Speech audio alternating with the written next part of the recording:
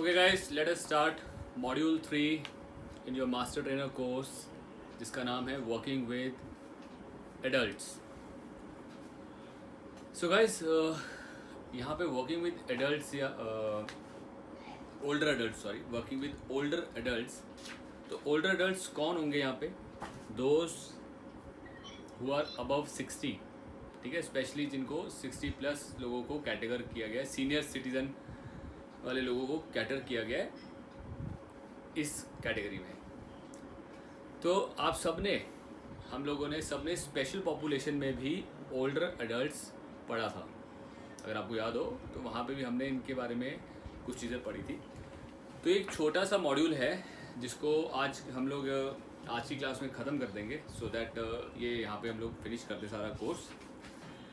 तो गाइस, आप लोग मेरे साथ जो चीज़ें मैं आपको मेन बताऊंगा उनके ऊपर रहेंगे सारे सब लोग. तो सबसे पहली बात, ओल्डर एडल्ट्स एज पर WHO वर्ल्ड हेल्थ ऑर्गेनाइजेशन जो इंस्टीट्यूट है उसके मुताबिक जो लोग 60 ईयर्स के प्लस हैं उनको ओल्डर एडल्ट सीनियर सिटीजन्स कहा जाता है. ठीक है, अभी जो ओल्डर एडल्ट्स हैं, आज let us try to understand the concept first. एक कॉन्सेप्ट को समझने की कोशिश करते हैं. जब कोई बच्चा ग्रोइंग एज में होता है, ग्रोइंग एज में सारी एबिलिटीज़ बढ़ रही हैं, ठीक है, स्ट्रेंथ, स्टेमिना, मसल, हाइट, हर एक चीज़ ग्रोथ बढ़ रहा होता है. ऐसे टाइम पे अगर किसी को कुछ इंजरी हो जाए, चोट वोट हो जाए ना, बड़ी जल्दी रिपेयर कर लेती है बॉडी, रिपेयर करके ठीक हो जाती है. Young age from the age of 20 to 30, ये जो 10 साल हैं, इनके अंदर काफ़ी अच्छे लेवल पर आपके हार्मोन ग्रोथ, आपका एनाबॉलिक ग्रोथ, सब चीज़ें नेचुरली बहुत अच्छे लेवल पे हो रही होती हैं. Again it I will say it is a growing stage. 30 to 35 something stable, ये स्टेबलाइज होती है, स्टेबल एज होती है. 40 तक यू कैन अगेन जो स्टेमिना स्ट्रेंथ है आप मेंटेन कर लेते हो. 40 to 50 gradual decrease in hormones आने शुरू हो जाते हैं. There is a gradual decrease, कहीं ना कहीं टेस्टोस्टेरोन लेवल. अगर कोई client he is not into exercise और बहुत अच्छी डाइट नहीं लेते, टेंशन और ये सब चीज़ों में है, तो डिक्लाइन आना शुरू हो जाएगा. But if somebody is maintaining good exercises, good diet, everything good, तो 40 to 50 भी he can stay good.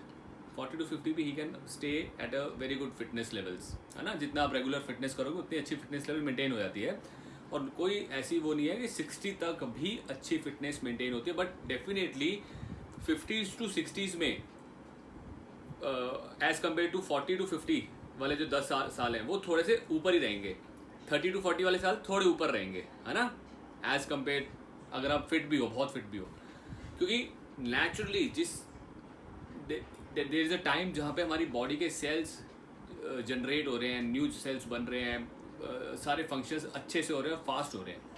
But जैसे जैसे एज बढ़ रही है, फ्रॉम 50 to 60 जा रहे हैं, तो बहुत सारे फंक्शंस, फिजियोलॉजिकल, साइकोलॉजिकल, फिजिकल कौन से होते हैं? हमारे ऑर्गन्स, हमारे सेल्स, हमारे इंटरनल पार्ट. साइकोलॉजिकल हमारे थॉट प्रोसेस, आपका कोऑर्डिनेशन, बैलेंस. अब फिजिकल कौन से होते हैं? Physical means muscle, skeleton system.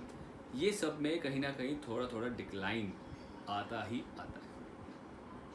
ठीक है, अब जहाँ बॉडी पहले से धीरे धीरे डाउन हो रही है, वहाँ पे अगर हम एक्सरसाइज करें तो हम वो जो रेट ऑफ प्रोग्रेस, मतलब जो नीचे गिरने का रेट है ना, उसको स्लो डाउन कर देते हैं. कि फिजिकल फिटनेस का लेवल बहुत एकदम से ज़्यादा डाउन नहीं जाएगा, थोड़ा डाउन जाएगा, बट स्लो डाउन कर देते हैं. तो ये अच्छी चीज़ है ना, कि जो लोग अपने फिजिकल लेवल को मेंटेन कर सकें, एकदम से गिरे ना, उसको देर तक मेंटेन कर सकें. तो यही हमारा सबसे बड़ा कंसर्न होना चाहिए ओल्डर एडल्ट्स के साथ, उनको फिटनेस कराने का. सेकंड इम्पॉर्टेंट थिंग जो हमें ध्यान रखना है कि इंजरी, अगर इस एज में कोई भी इंजरी होती है तो वो इंजरी वापस रिपेयर होने में, रिकवर होने में बहुत टाइम लग जाता है. क्यों? क्योंकि बॉडी डिक्लाइनिंग साइड में है. शुरू की जो शुरुआती एज होती है उसमें बॉडी इंक्लाइन कर रही है, मतलब सब चीज़ें ग्रोथ में है, तो फटाफट हील हो जाती है. बट जहाँ पे बॉडी डिक्लाइन कर रही है वहाँ पे हीलिंग भी डिलेड होगी, लेट हो जाएगी और कॉम्प्लिकेशंस बढ़ जाते हैं. तो हमें 100% इस चीज़ का ध्यान रखना है कि हम जो एक्सरसाइजेस करवाएं वो बिल्कुल रिस्क फ्री, इंजरी फ्री होनी चाहिए, बिल्कुल भी उनमें इंजरी ना हो. साइकोलॉजिकल लेवल पे बात करते हैं। साइकोलॉजिकल लेवल पे जितने भी ओल्डर एडल्ट्स हैं, जो भी बूढ़े लोग घरों में होते हैं, ये कहीं ना कहीं अकेले पड़ जाते हैं, ठीक है ना, साइकोलॉजिकली से मेंटली, क्योंकि घर के जितने भी यंग लोग हैं वो सब अपने काम में, कोई पढ़ाई में, कोई जॉब में, कोई कहीं अपना बिजी होते हैं और वो बूढ़े लोगों को उतना अच्छा टाइम दे नहीं पाते हैं, जिसकी वजह से ये अकेलापन हो जाता है। फिर क्योंकि decrease in the strength, stamina, everything, कहीं ना कहीं इंसान कई बार डीमोटिवेट रहता है। तो साइकोलॉजिकल लेवल पे भी हमें उनको पुश करना है, हमें उनको बेटर करना है। तो ये 3 पॉइंट्स हमेशा ध्यान रखिए, 3 पॉइंट्स, साइकोलॉजिकल, फिजियोलॉजिकल मीन्स उनके सिस्टम्स, कार्डियोवैस्कुलर, इंटेस्टाइन, डाइजेस्टिव, जितने भी उनके सिस्टम्स हैं वो अच्छे से काम करें, और फिजिकल स्ट्रेंथ, मसल्स, आपके हड्डियाँ, जॉइंट्स, ये सब अच्छे से काम करें। ठीक है, कोई डाउट? तो ये कॉन्सेप्ट क्लियर कर लो कि ये चीज़ें हमें ओल्डर एडल्ट 60 ईयर्स वालों के साथ करना है। तो थोड़ा डिटेल में अब इसको और डिटेल में हम लोग पढ़ते हैं। चैप्टर 1 के अंदर page number 8, come to page number 8, वहाँ पे बहुत अच्छे एक डायग्राम में अच्छे से एक्सप्लेन किया गया है। तो डायग्राम में बॉडी सिस्टम्स, एक तरफ बॉडी सिस्टम्स है, सेंटर में लिखा है फिजियोलॉजिकल चेंज, फिजियोलॉजिकल मतलब जो हमारे सिस्टम्स पे चेंज आते हैं, और लास्ट में फिजिकल इम्पैक्ट, फिजिकल इम्प्लीकेशंस क्या होती हैं, फिजिकली क्या क्या दिक्कतें आती हैं। सबसे पहले जी मस्कोस्केलेटन, मतलब जो हमारे मसल्स, जो हमारे स्केलेटन सिस्टम के साथ मसल्स लगे हैं, उनमें क्या चेंज आते हैं फिजियोलॉजिकल लेवल पे। Increase connective tissue stiffness increase हो जाती है, स्टिफ हो जाते हैं। Reduction in glycogen, creatine, phosphate and ATP stores, energy level, जो ग्लाइकोजन, एटीपी, क्रिटीन का स्टोर रिड्यूस हो जाता है, तो एनर्जी लेवल कम हो गई, मसल्स को एनर्जी कम मिलेगी, मसल कम जोर लगा पाते हैं। इंक्रीज बोन डीजनरेट होनी शुरू होती हैं, खोखली हड्डियाँ होनी शुरू होती हैं। जॉइंट्स एंड टेंडेंट्स, जॉइंट और टेंडेंट प्रॉब्लम्स होती हैं। Reduction in muscle fibre, muscle का साइज, फाइबर कम होना शुरू हो जाएगा, मसल का साइज कम होगा। Decrease muscle fibre recruitment, same वही कि ज़्यादा मसल फाइबर बनेंगे नहीं, रिक्रूटमेंट मतलब ज़्यादा बनना, ज़्यादा मसल फाइबर आना है बट वो नहीं बन पाएगा, नया मसल फाइबर कम बनेगा। Decrease calcium content and organic matrix in the bone, तो कैल्शियम कंटेंट और बोन के अंदर भी जो कैल्शियम लेवल जो जाके उसको बोन को स्ट्रॉन्ग करता है, वो सब चीज़ें कम होनी शुरू होती है। ये फिजियोलॉजिकल चेंजेस हैं। Let us study physical implications.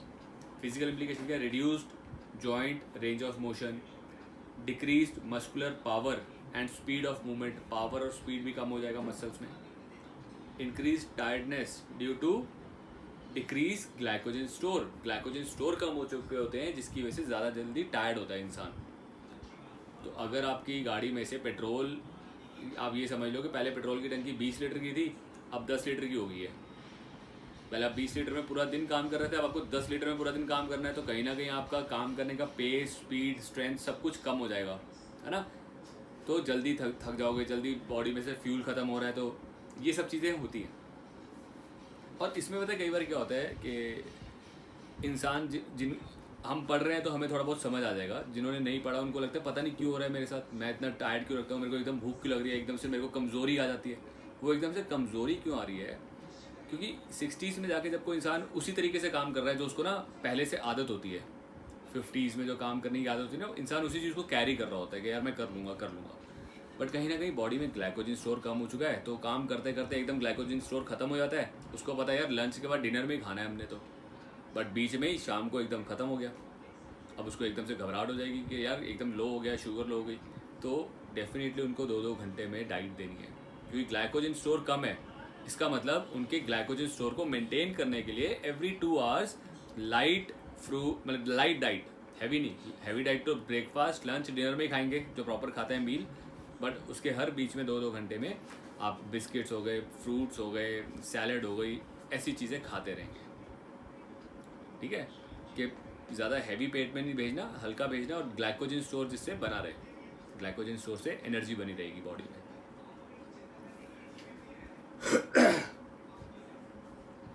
Decrease strength level and increase risk of osteoporosis. ये सब मस्कुलर लेवल पे, मसल्स और स्केलेटन लेवल पे ये सब काम हो रहा है। बात करते हैं न्यूरोलॉजिकल फैक्टर्स। न्यूरोलॉजिकल फैक्टर्स में क्या हो रहा है? Become less efficient due to age, decrease in motor neurons, spinal cord और and nerve conduction velocity. So basically जो करंट की वेलोसिटी होती है, जो मैसेजेस आने और जाने का प्रोसेस होता है, इन सब में भी पहले से चीज़ें कम हो जाती हैं, है ना। रिएक्शन टाइम, कोऑर्डिनेशन, ये सब चीज़ें पहले से थोड़ा रिड्यूस हो जाता है। तो इन सब चीज़ों की वजह से क्या होगा? सोचने समझने की क्षमता जो पहले थी, जो जल्दी डिसीजन लेने की क्षमता होती है, आपको एकदम से कोऑर्डिनेट करना है किसी के साथ, या फिर रिएक्शन टाइम हो गया, कोई चीज़ एकदम सामने आ गई, रिएक्शन टाइम, ये सब स्लो हो जाते हैं। तो इन सब चीज़ों को भी हमें ध्यान में रखना है। कार्डियोवैस्कुलर सिस्टम्स को पढ़ते हैं। सो कार्डियोवैस्कुलर सिस्टम अगेन, यहाँ पे भी simple, with age reduction in maximum heart rate. पहले मैक्सिमम हार्ट रेट हम ज़्यादा रख सकते थे किसी इंसान की, अब उसका मैक्सिमम हार्ट रेट और कम हो जाएगा। जैसे 220 माइनस 60 कर दो तो कितना आएगा maximum heart rate? 140, it will be 120, sorry 120 नहीं, 220 माइनस 60 विल बी 180 नहीं होगा, 160 होगा। 220 माइनस 60 160 होगा, 160। सो बेसिकली 160, पहले जो यंग होता है 220 माइनस 20 कर दो तो उसका मैक्सिमम हार्ट रेट क्या हो गया? 200। हम उसको 200 तक लेके जा सकते हैं। बट एक सीनियर सिटीजन जो 60 ईयर्स का है, उसका मैक्सिमम हार्ट रेट क्या हो गया? 160। तो मैक्सिमम हार्ट रेट वैसे ही क्यों कम हो गया? क्योंकि हार्ट की कैपेसिटी कम होनी शुरू हो जाती है धीरे धीरे, पंपिंग की, थकना, ग्लाइकोजन लेवल नहीं है। जब ग्लाइकोजन लेवल कम होगा तो हार्ट को पावर भी कम दिन मिलेगी, तो कम देर तक ही काम करेगा। तो इन सब रीजंस की वजह से ये सब होता है, जिसकी वजह से कार्डियक आउटपुट कम हो जाएगा, स्ट्रोक वॉल्यूम कम हो जाएगा, कार्डियक वॉल्यूम कम हो जाएगा, increased blood pressure as well as reduction in peripheral blood flow. अब ब्लड प्रेशर बढ़ जाएगा। अब हार्ट को क्या लगता है कि मेरे को ज़्यादा काम करना है, बट वो ज़्यादा तेज़ी से काम नहीं कर पाता, लेकिन प्रेशर ज़्यादा देने लग जाता है, वो ज़्यादा प्रेशर क्रिएट कर देता है, तो ब्लड का प्रेशर बढ़ जाता है। ये सारे फिजियोलॉजिकल इफेक्ट्स होते हैं, जिसकी वजह से क्या होगा? किसी भी इंसान को चलना फिरना दौड़ना थोड़ा सा मुश्किल लगेगा। जो पहले आधा घंटा अगर चल पाता था तो वो 20 मिनट में थक जाएगा, अब वो जॉगिंग नहीं कर पाएगा, है ना। सो ऑल दिस इफेक्ट्स कहीं ना कहीं सीनियर सिटीजन्स के साथ आते हैं। अदर बॉडी इफेक्ट्स क्या होते हैं? अदर बॉडी इफेक्ट्स के अंदर देखना, सुनना, इनमें भी आती हैं प्रॉब्लम्स, ठीक है। विजुअल, कानों में, सुनने में बहुत सारी प्रॉब्लम्स आती हैं। घुटनों का दर्द, कमर दर्द, कुछ तो ऐसी प्रॉब्लम्स होती है जहाँ पे ना बोन्स थोड़ी बढ़ जाती हैं। बोन्स बढ़ने की वजह से क्या होता है कि वो मूवमेंट पूरी नहीं कर पाते, घुटने की मूवमेंट ही आधी रह जाती है, कईयों की टांगें थोड़ी बाहर को निकल जाती हैं। तो देयर आर मैनी इफेक्ट्स जो कुड टेक प्लेस। तो जो लोग, वट वी हैव सीन, जो लोग अपनी फिजिकल एक्टिविटीज़ में रहे हैं, काफ़ी अच्छे लेवल पे रहे हैं और कंटिन्यूसली रहे हैं, उनको ये प्रॉब्लम्स मिनिमल फेस करनी पड़ती हैं, वेरी मिनिमल, ठीक है। और जो लोग बिल्कुल भी कुछ नहीं करते थे, उनको ये प्रॉब्लम्स बहुत जल्दी आनी शुरू हो जाती हैं, 50s में आनी शुरू हो जाएंगी, 40s में आनी शुरू हो जाएंगी, जो कुछ नहीं करते। तो अब हमारा कंसर्न क्या है? क्या बेनिफिट क्या मिलता है एक्सरसाइज करने से? अगर हम देखें क्या बेनिफिट्स होते हैं, नेक्स्ट पेज पे देखिए, पेज नंबर 10 पे, साइकोलॉजिकल एंड फिजियोलॉजिकल बेनिफिट्स। आप एक सेकेंड देखिए, I will be back in a second.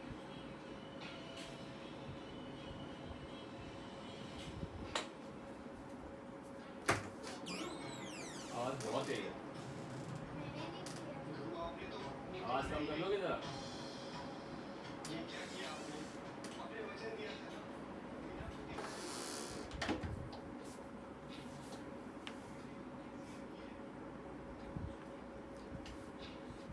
Okay, so if we see this psychological benefits क्या होते हैं? Reduce symptom of anxiety, depression, ये सब सिम्टम्स कम हो जाएंगे, अच्छा फील करेंगे, अच्छा मूड रहेगा, increase mobility and encourage older.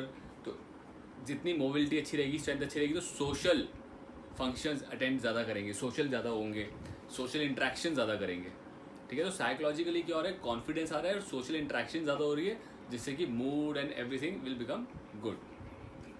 Physiological levels पे, डेफिनेटली फिजियोलॉजिकल लेवल्स पे उनका हार्ट का level, cardiovascular level, bone strength, muscles, इन सब में पहले से बेटर स्ट्रेंथ और स्टेमिना रहेगा।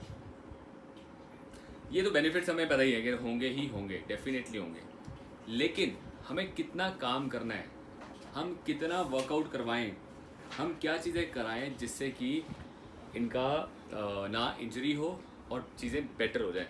तो गाइस, सबसे पहले हमारा वर्कआउट का पर्पस क्या है? हमारा वर्कआउट का पर्पस है कि ओल्डर एडल्ट्स अपना डेली बेसिस के काम अपने आप कर सकें। चलना फिरना, उठना बैठना, सीढ़ियों पे चढ़ना, कार में बैठना, बाहर आना, देयर आर मैनी थिंग्स जो वो खुद से कर सकें, किसी पे डिपेंडेंट ना हो।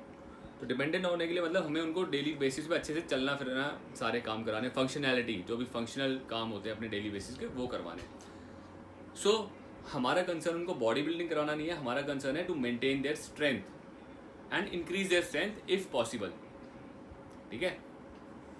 तो दूसरा, रेंज ऑफ मोशन, जो जॉइंट्स होते हैं ना कहीं जॉइंट्स एज के साथ स्टिफ होने शुरू हो जाते हैं, क्योंकि वहाँ पे ब्लड का फ्लो कम होता है। तो फ्लेक्सिबिलिटी एक्सरसाइज, तो हमें उनको कार्डियोवेस्कुलर एक्सरसाइज, स्ट्रेंथ और फ्लेक्सिबिलिटी तीनों करवानी है, तीनों के कॉम्बिनेशन कराने हैं। स्ट्रेंथ कितना कराना है? मॉडरेट, ठीक है, लाइट टू मॉडरेट लेवल आपका स्ट्रेंथ एक्सरसाइज का रहेगा, उनके according light to moderate, heavy में नहीं जाना। कार्डियो आप मॉडरेट और मॉडरेट से हाई में जा सकते हो if they are fit enough, क्योंकि कार्डियो में क्या होता है, कार्डियो हार्ट से रिलेटेड है। अगर हार्ट फिट है ना तो वो मॉडरेट से थोड़ा ऊपर भी आ सकते हैं, लेकिन अगर कोई अनफिट है, किसी को अनफिट को आप कार्डियो करा रहे हो तो you will start with light cardio, जैसे हम बेसिकली लाइट से शुरू करते हैं। तो लाइट से मॉडरेट, मॉडरेट से आगे। क्यों? ज़्यादातर ओल्ड एज में ना हार्ट अटैक होने के चांसेस बहुत होते हैं लोगों को। हार्ट अटैक क्यों होता है? क्योंकि बॉडी के अंदर फैट जम रहा है, वो बैड कोलेस्ट्रॉल जम रहा है। अब bad cholesterol heart problem create करता है। तो जितना अच्छा आप कार्डियो एक्सरसाइज करोगे, बॉडी के अंदर से कोलेस्ट्रॉल निकल जाता है, कोलेस्ट्रॉल जमेगा नहीं, तो हार्ट से रिलेटेड प्रॉब्लम नहीं आएगी। दूसरा, हार्ट कार्डियो एक्सरसाइज करने से हार्ट स्ट्रांग होता है। तो कहीं ना कहीं कॉम्बिनेशन ऑफ कार्डियोवेस्कुलर है आपका वेट ट्रेनिंग एंड फ्लेक्सिबिलिटी, तीनों का कॉम्बिनेशन उनको करवाना है।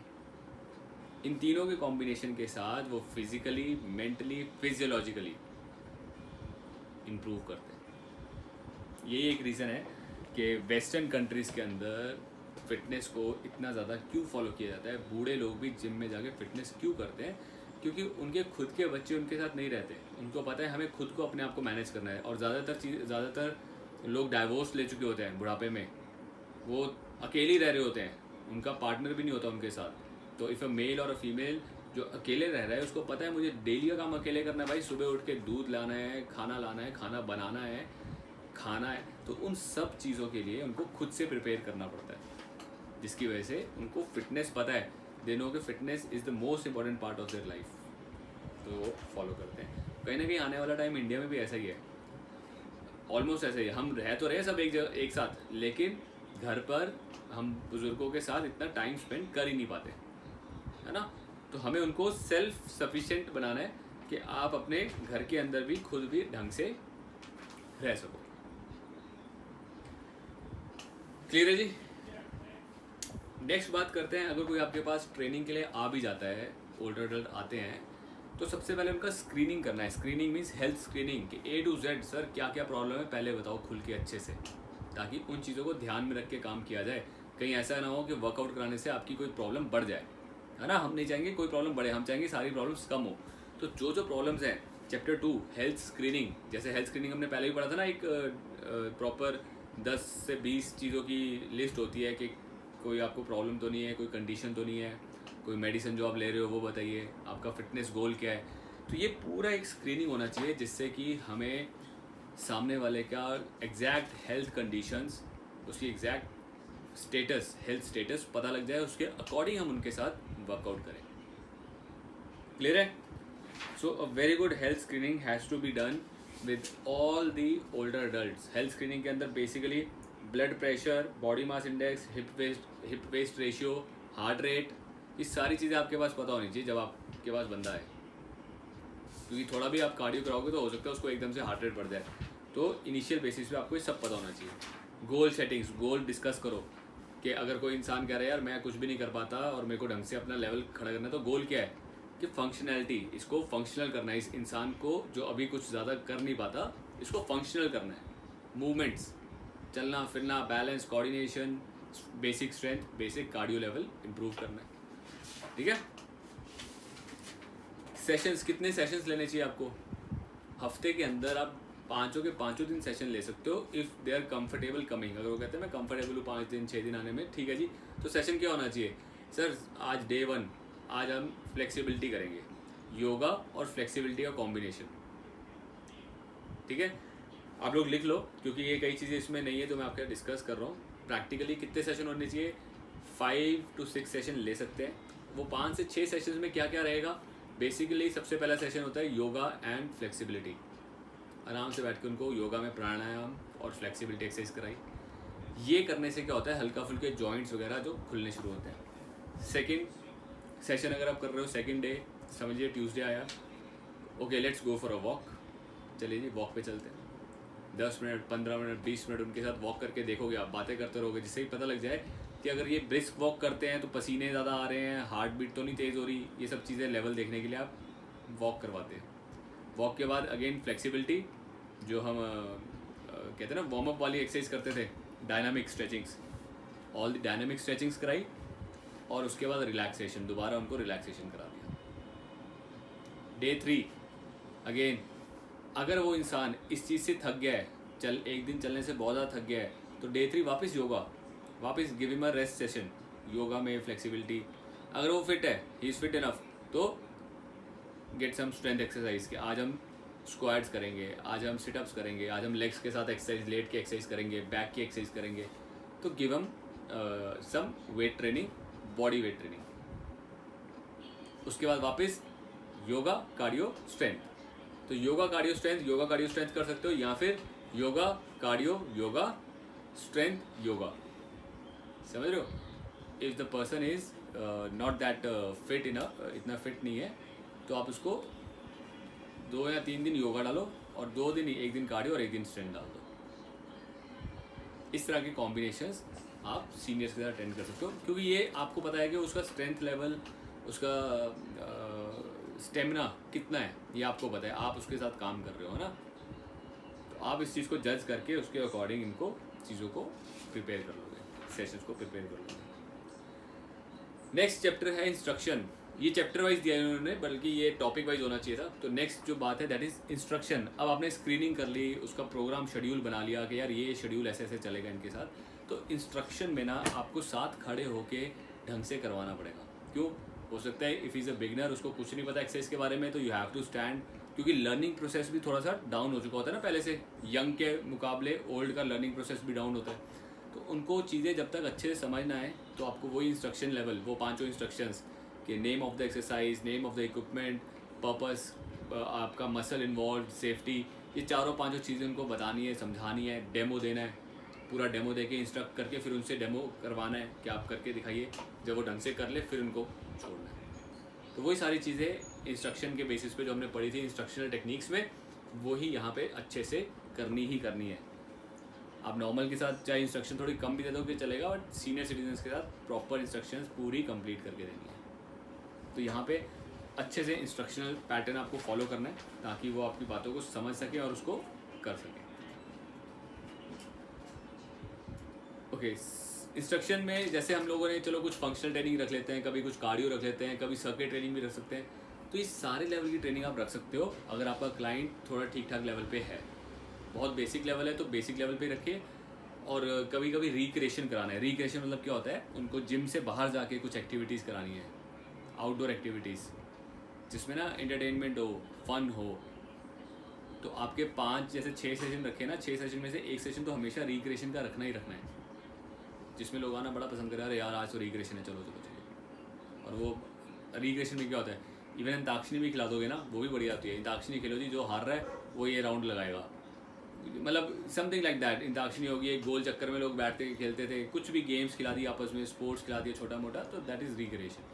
तो रिक्रिएशन एक्टिविटी भी बहुत इंपॉर्टेंट है जो कराना है। जैसे फुटबॉल खिला दिया, फुटबॉल वो अपने लेवल के हिसाब से खेलेंगे, वो ऐसा नहीं कि बहुत तेज भागेंगे ऐसे ऐसे निकाल लेंगे बॉल, वो अपने लेवल के हिसाब से खेलेंगे, वही उनके लिए टफ होगा, उस लेवल को ही मेंटेन करना उनके लिए टफ हो जाता है। तो ये सारा प्रोग्राम हम लोग उनके साथ सेशंस के साथ करते हैं, सीनियर सिटीजन्स के साथ करेंगे। और प्रोग्राम के बाद लास्ट जो इम्पोर्टेंट पॉइंट है दैट इज़ इवैल्यूएशन। इवैल्यूएट करो कि लोग ठीक से कर पा रहे हैं, लोग एंजॉय कर पा रहे हैं और उनका फिटनेस लेवल क्या पहले से बढ़ रहा है, पहले से अच्छा हो गया, पहले से स्ट्रेंथ अच्छी हो गई। ये इवैल्यूएशन करना बड़ा इंपॉर्टेंट है, ठीक है। तो last point is evaluating your schedule, program जो आपने प्रोग्राम उनके साथ बनाया, जो करवा रहे हो उसको इवैल्यूएट। और इवैल्यूएट कब होता है, ऐसा नहीं कि हर 2-4 दिन में करोगे, इट वुड बी लाइक महीने का महीने इवैल्यूएट कर सकते हो कि एक महीने से दूसरे महीने में आपको पता लग जाता है कि कितना अच्छा लेवल आया है, कितना नहीं हुआ। तो एवरी मंथ एक इवैल्यूएशन होना चाहिए, ठीक है। सो ये ही सारे चैप्टर्स में प्रॉपर तरीके से कवर्ड है कि पहला पॉइंट, हमें सीनियर सिटीजन्स के साथ उनकी फिजियोलॉजिकल, साइकोलॉजिकल और फिजिकल फिटनेस को मेंटेन रखना है, अच्छे ठीक ठाक लेवल पे रखना है और पहले से बढ़ाना है। दूसरा पॉइंट, उनको इंजरीज से बचाना है, बिल्कुल इंजरी नहीं होनी चाहिए, इंजरीज वगैरह से बिल्कुल दूर रखना है, सेफ काम करना है, ठीक है जी। तीसरा, जब तक, ये बड़ा इंपॉर्टेंट पॉइंट है आप सबके लिए, यंग हो चाहे ओल्ड हो, जब तक आप अपनी बॉडी को यूज़ करते रहोगे वो सही काम करेगी, वो स्ट्रेंथ रहेगी। सिंपल तरीका है, बॉडी, लोग कहते हैं ना कि हम कैसे एक्टिव रहें, तो to stay active you have to be active.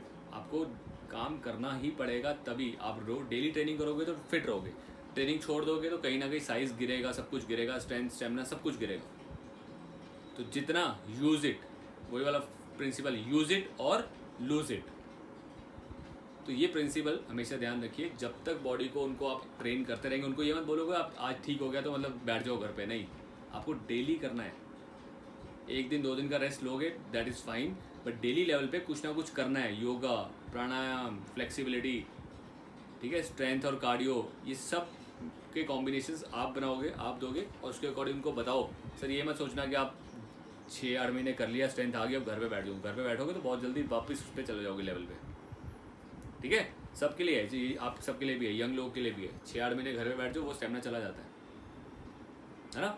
तो इन सब चीज़ों को ध्यान में रखते हुए हम सीनियर सिटीजन के साथ वर्कआउट कराते हैं।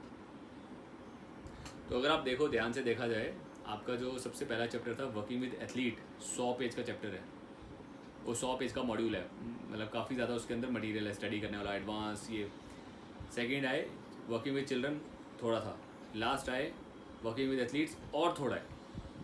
क्यों? क्योंकि मैक्सिमम लोग जो आपके पास आएंगे ना, वो एथलीट लेवल, वो एज ग्रुप 20, 25, 30 साल, वो सबसे ज़्यादा आते हैं, तो उनके साथ ज़्यादा काम करना है। तो जब एडवांस लेवल काम कर लेते हो ना, तो ये बेसिक लेवल के काम करना आसान होते हैं। बस कुछ चीज़ों का जिनका पता होना चाहिए, जैसे बच्चों के साथ ओवर ट्रेनिंग नहीं करनी, उनको ओवर एग्जर्शन नहीं देनी। बूढ़ों के साथ हमें कोई इंजरी नहीं होने देनी, हमें सेफ रखना है। कुछ पॉइंट्स हैं, बाकी ट्रेनिंग का तरीका तो वही है। ट्रेनिंग में कार्डियो बढ़ाना है तो सैर और जॉगिंग ही है, ठीक है। यंग लोगों में कार्डियो का लेवल बढ़ाना है तो एरोबिक से एनारोबिक में आना है, HIIT में आना है, वो आपको पता है। इन कॉन्सेप्ट्स के मिक्स एंड मैच सब चलते हैं। आपको अपने क्लाइंट के अकॉर्डिंग उनको ट्रेन करना है। I would always say client के अकॉर्डिंग उनको ट्रेन करो। यस सौरभ।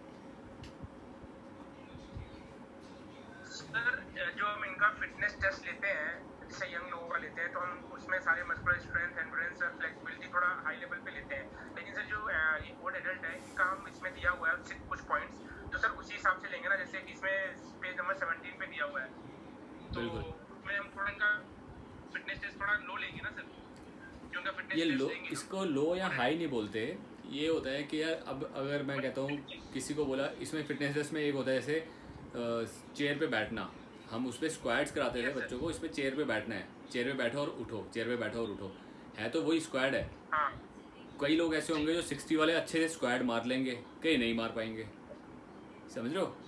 तो ये आपको देखना है कि किनके साथ आपको चेयर वाला लेना है, किसके साथ आप नॉर्मल ले सकते हो, ठीक है। हमें तो उस बंदे को उसके फिटनेस लेवल से कंपेयर करना है, हमें उस बंदे को किसी और से कंपेयर नहीं करना। तो वो जो कर सकता है, अगर वो डायरेक्ट स्क्वाड कर सकता है, he says I am fine, मेरे घुटने उठने ठीक है, टांगे ठीक है, मैं स्क्वाड मारूंगा डायरेक्ट, तो ठीक है सर स्क्वाड मारो, कितने मारते हो, 10 स्क्वाड मार दिया आज, वेरी गुड सर, आज आपका रिजल्ट हमने नोट कर लिया 10 स्क्वाड्स। 1 महीने तक आपने ट्रेनिंग कराई, 1 महीने बाद दोबारा टेस्ट लिया, 15 स्क्वाड मार दिया, अरे सर स्ट्रेंथ बढ़ गई है, देख लो। तो हमें उसको ही उसके लेवल से कंपेयर करना है, हमें उसको किसी और से कंपेयर तो करना नहीं है। तो जो भी आप टेस्ट लेते हो, ज़रूरी नहीं कि यही स्पेशली लेने हैं।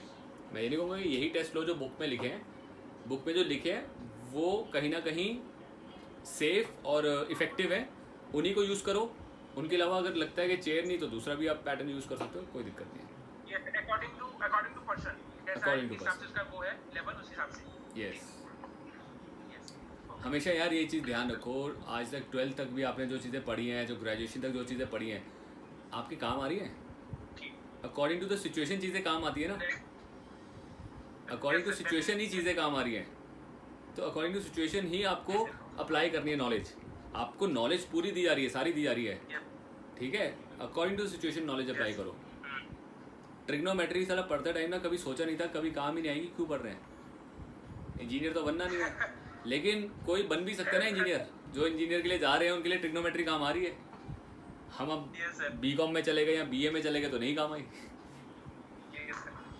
ठीक है ना। आज नॉर्मल लाइफ में जो इवन लड़कियां हैं, कई बार लड़कियां कह रही आज घर में रोटियां बना रही हैं, a² + b² कहाँ गया पता ही नहीं है। क्या a² + b² रोटी स्क्वायर, रोटी गोल होनी चाहिए बस, बाकी हमें कुछ नहीं पता। तो अकॉर्डिंग टू द सिचुएशन आप लोग देखोगे क्या चीज़ कहाँ कैसे अप्लाई होती है, उसके अकॉर्डिंग हम लोग काम करते हैं। यही एक फैक्ट है लाइफ का भी, ठीक है, कि work according to the situation. हाँ जी, एनीवन एनी डाउट? आज आपका ये मास्टर ट्रेनर कोर्स ख़त्म हो गया है, ठीक है। जो जितना अच्छे से इसको स्टडी करोगे, बहुत अच्छी डेप्थ नॉलेज दी हुई है इस सब में, जितना अच्छे से आप स्टडी कर लोगे उतना ही अच्छा आपका कॉन्सेप्ट, आपकी लर्निंग हो जाएगी और आप उतना अच्छा अप्लाई कर पाओगे लोगों के साथ। Yes sir. सो गाइज, अब सिर्फ रह गया आप सबका, जो लोग एनाबॉलिक में एनरोल्ड है, एनाबॉलिक का कोर्स मंडे से स्टार्ट करेंगे, ठीक है। मंडे से एनाबॉलिक्स आपका स्टार्ट हो जाएगा। 2-3 दिन जितने भी लगे आराम से वो करेंगे, कोई जल्दी नहीं है। और टाइम का मैं उसमें बता दूंगा आपको क्या प्रेफरेबल टाइम रहेगा एनाबॉलिक्स के लिए, ठीक है। Okay sir. ओके गाइस, किसी को कोई डाउट कुछ पूछना चाहते हैं तो वी कैन डिस्कस, नहीं तो वी कैन। सर बाकी अब हमारा कंप्लीट हो गया, जैसे कि स्पोर्ट न्यूट्रिशन हो गया, एफटीपीटी हो गया, एमटीपी। यस, कंप्लीट हो गया। खत्म हमारा काम। कुछ बच्चे मेरे ख्याल से जिन्होंने लेट ज्वाइन किया है कोई ऐसा जिसका कोई टॉपिक मिस रहता है, मिस हुआ है? एनीवन? किसी का कोई टॉपिक मिस भी हुआ है तो भी एफटीपीटी थोड़ा सा वो हुआ, आगे पीछे आगे पीछे आगे पीछे। कोई दिक्कत नहीं है। आपको मैं एक चैनल सबके साथ, एक चैनल में आप सबको वो करूँगा, भेज दूँगा आपको, लिंक भेजूँगा, सब्सक्राइब कर लेना उस चैनल में। Just a second, battery low गई है। उस चैनल के अंदर आप सब्सक्राइब करोगे तो बिल्कुल स्टार्टिंग से सारी वीडियोज़ हैं, मॉड्यूल वाइज, ठीक है, चैप्टर वाइज, मॉड्यूल वाइज सारी वीडियोज़ हैं, आप सारी देख सकते हो, आपको कोई दिक्कत नहीं आएगी। आप अपना चैप्टर का पेज खोलो, वीडियो देखो, कोई दिक्कत नहीं आएगी। सर वो अभी आप जो अपलोड करते हैं आजकल आईएफए पे, वो एक दूसरा है, एक दूसरा चैनल है आईएफए का, जिसमें हम लोग वीडियोस के अंदर थोड़ा एडिटिंग करके ना उसको और थोड़ा सा क्रिएटिव कंटेंट बना के उसमें अपलोड करते हैं। तो वो मैं आपके साथ जैसे जैसे वो तैयार हो रहा है तो जैसे ही शेयर करूँगा तो उसको सब्सक्राइब कर लेना, उसमें सारे आपको वीडियोस मिल जाएंगे लाइन वाइज, ठीक है।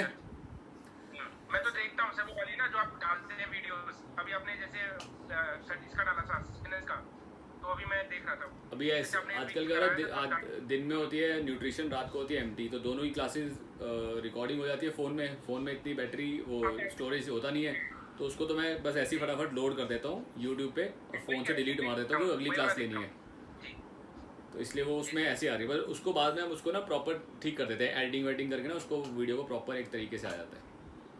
मतलब उसमें साउंड कम होता है, जो लिंक दोगे सर, वो लिंक मैं सेंड करूँगा, जो दूसरा जो प्रोफेशनल हो रहा है वो लिंक सेंड कर दूँगा, मैं आज ही सेंड कर देता हूँ आप सबको।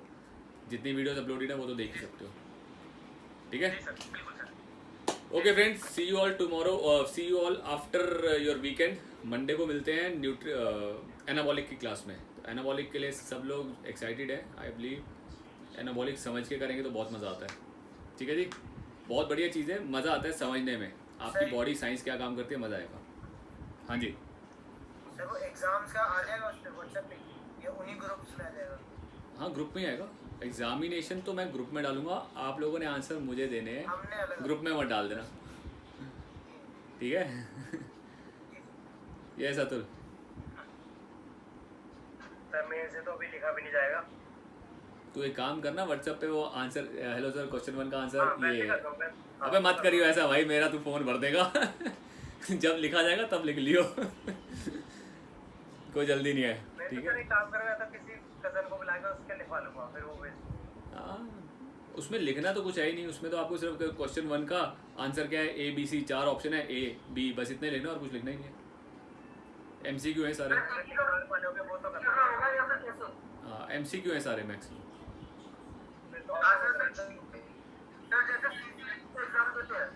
बिल्कुल ट्रू फॉल्स MCV वैसे ही है, ठीक है guys? Session almost 2-4 second 5-10 second रह गए हैं ख़त्म होने में, तो कोई भी और डाउट है तो हम लोग मंडे डिस्कस कर लेंगे, मैं क्वेश्चन आंसर आपको भेज दूंगा, कोई दिक्कत होगी तो विल डिस्कस ऑन मंडे, ठीक है जी? ओके जी, take care, have a good night, bye, take care.